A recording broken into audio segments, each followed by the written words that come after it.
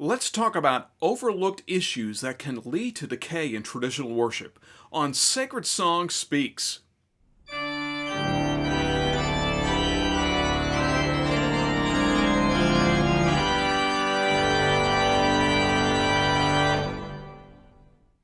Hi, I'm Mark Bowditch with Sacred Song Consulting, and this is Sacred Song Speaks, short conversations about theories, thoughts, and the theology of worship. Today we're going to look at how we overlook issues that can lead to decay in traditional worship. The important thing to remember about life is everything is in a constant state of decay. Things that are new today are going to be old tomorrow. Change is a part of our world. We're reminded of this in the great hymn, Abide With Me. The line, change and decay in all around I see.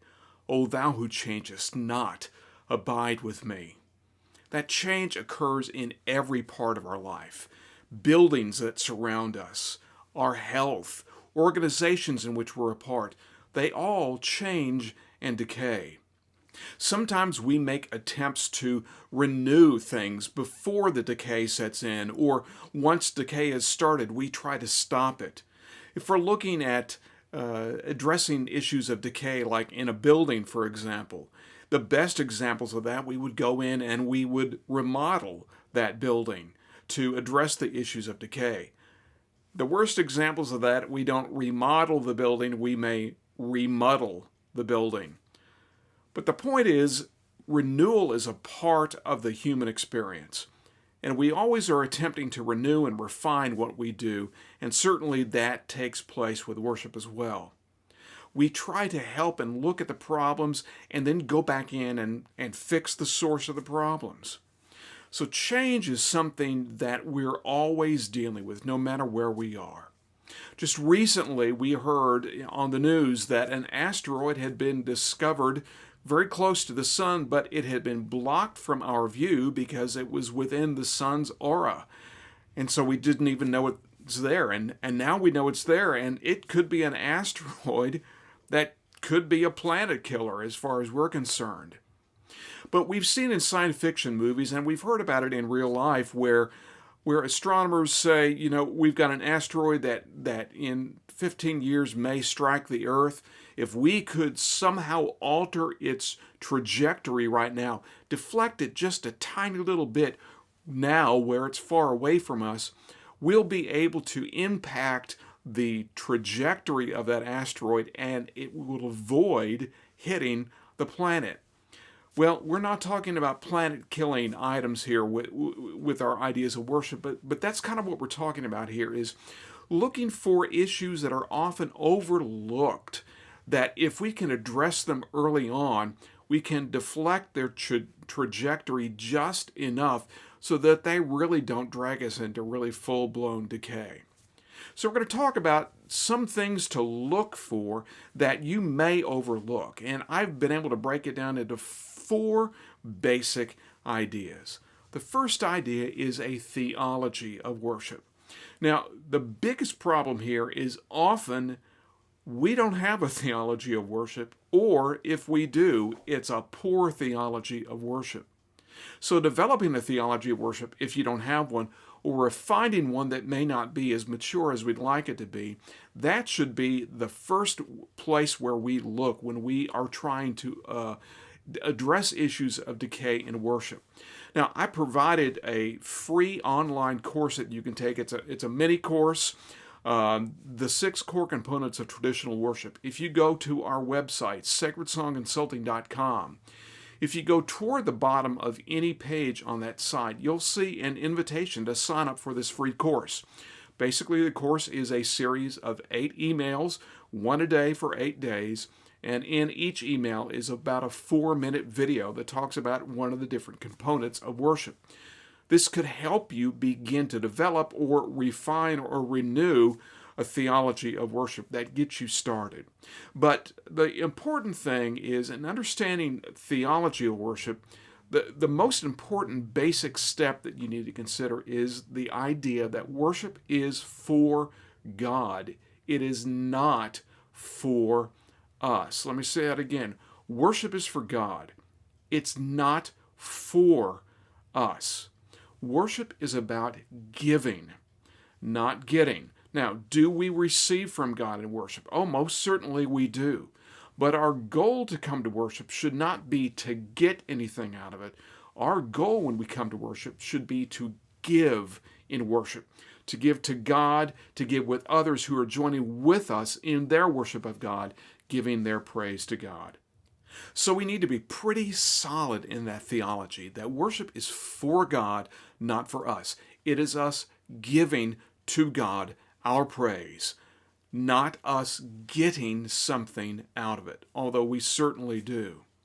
Often, a poor theology of worship or no theology of worship will allow for ulterior motives to take the place of the central core component of worship, which is worshiping God. Sometimes those motives are good things, like evangelism, very important. But in many situations, evangelism is the act of worship. And evangelism and worship are very separate things.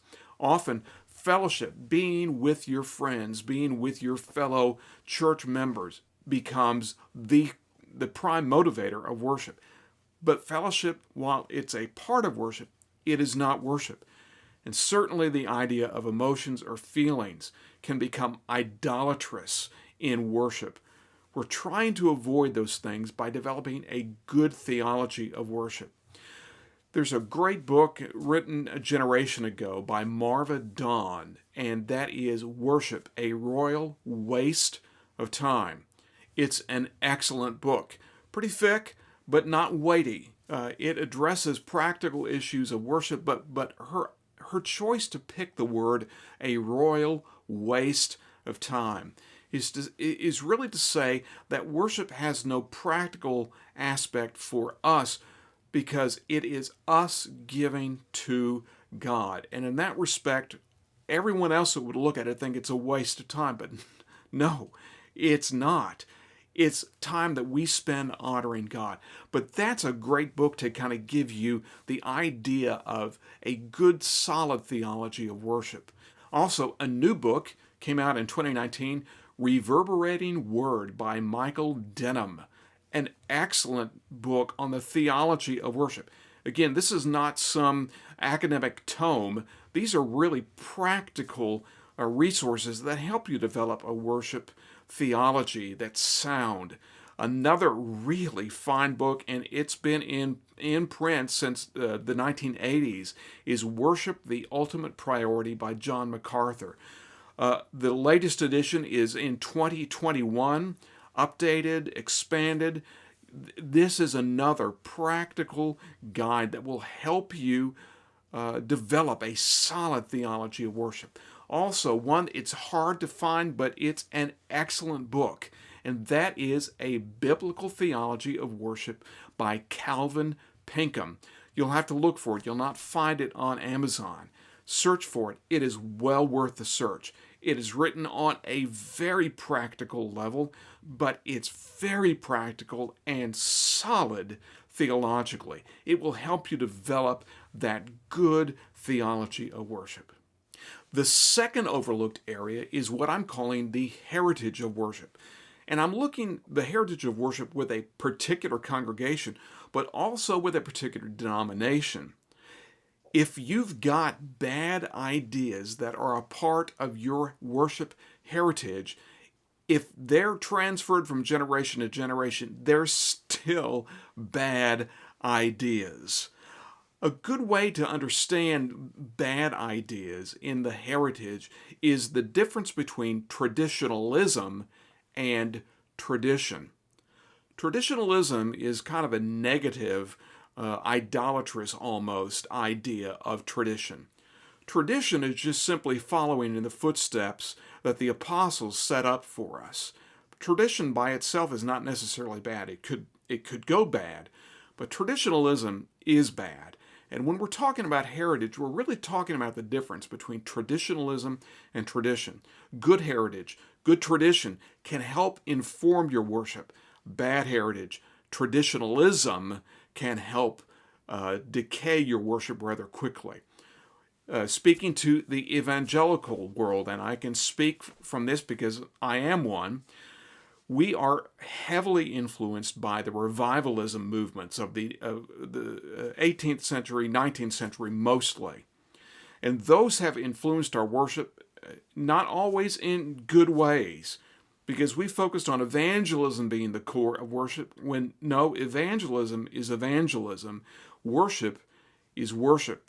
But somehow we've combined those two, and neither one of them work really well separated. We need to separate evangelism from worship. Let's worship God first. But that's an example of heritage.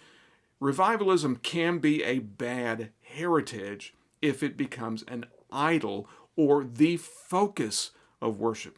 God is the focus of worship, not evangelism. Evangelism will come as a result of good worship.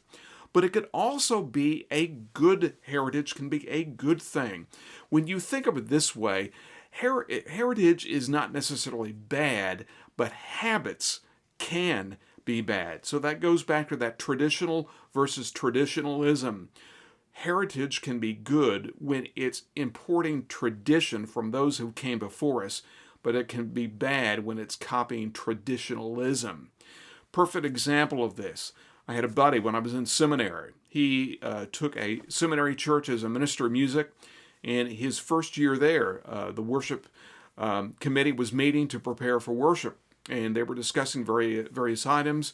And one of the members of the worship committee said to my buddy, "Now, you understand that on Easter Sunday, the organist will play Irving's Berlin in your Easter bonnet, with all the thrills upon it, while all of the ladies would walk around the sanctuary showing off their Easter dresses." Now, I don't necessarily have a problem with that, but I have a huge problem with that in worship. And he did too, and he said, that will not be happening as long as I'm your minister of music. And fortunately, he had a pastor who had a backbone, and the pastor backed him, so that traditional bad habit, was stopped while he was there. But that's what we're talking about. We're talking about the heritage.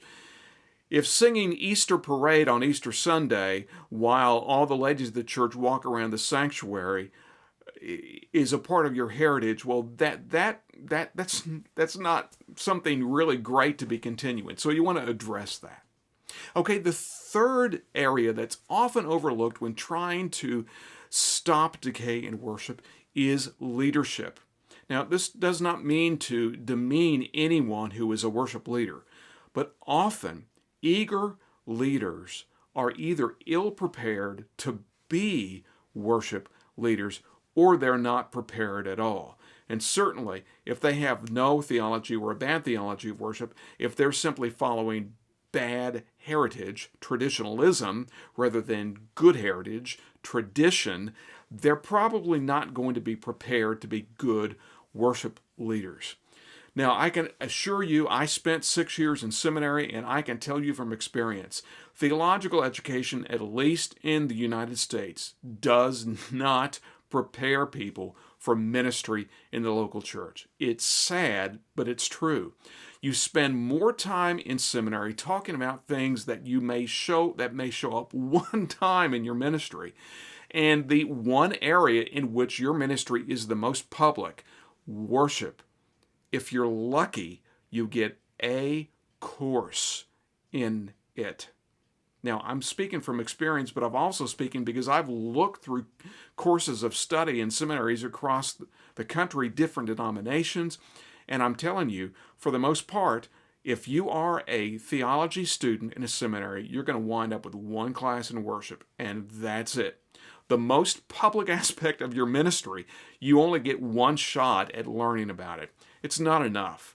And so often, if you've got a volunteer, they have no seminary training at all, or they've got bad experience, or you have a pastor who's really ill-prepared to be a worship leader, you're going to have decay in worship. A lot of things we could talk about here, but let me just break it down into some ideas. When you are a worship leader, you want to think of yourself as being dignified, professional, and respectful as a worship leader. There is a push to make worship very casual and user-friendly. There's some merit to that, but not in the worship of God. This doesn't mean you need to be a stuffed shirt and formalistic in your worship leadership, but you need to have some dignity. Use language that speaks a little bit higher than just the common language you would use. Be a professional, understanding that you are leading a group of people in the worship of God. And be respectful of the time, of the place, of the people, and certainly of the responsibility to offer God your praise. Think of worship as being something special, something extraordinary, not just a mundane thing you do every week.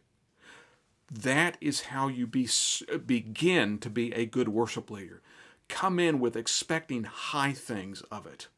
Sacred Song exists to help worship leaders with this.